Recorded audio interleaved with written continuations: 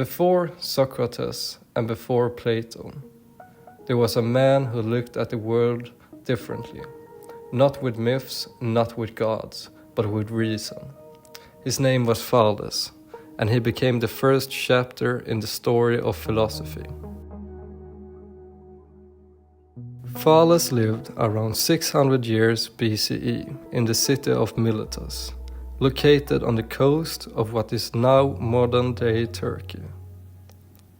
He was not just a philosopher, he was also a mathematician, an astronomer, and a curious thinker, trying to understand how the world really worked.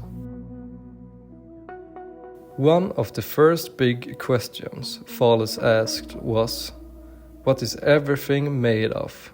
In other words, what is the single element that lies behind all things in nature? His answer was simple but bold: water.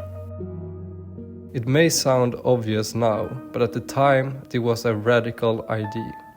Thales noticed that water is everywhere, in the rain, in the rivers, the sea, even inside our bodies.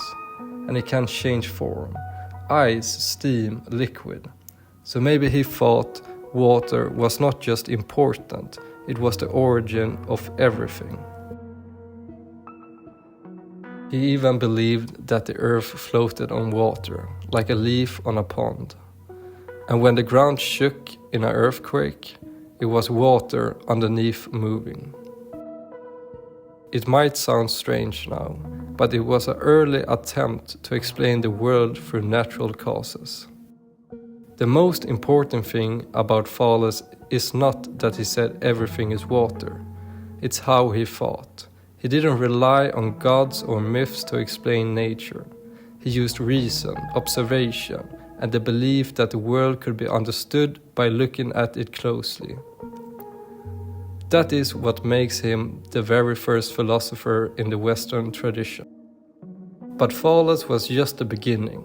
After him came others, thinkers who asked new questions and shaped how we understand life, knowledge, and the universe itself.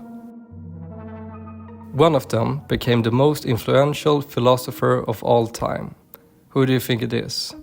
Let me know in the comments, and don't forget to like, subscribe, and join me in the next video as we continue the journey through the history of philosophy.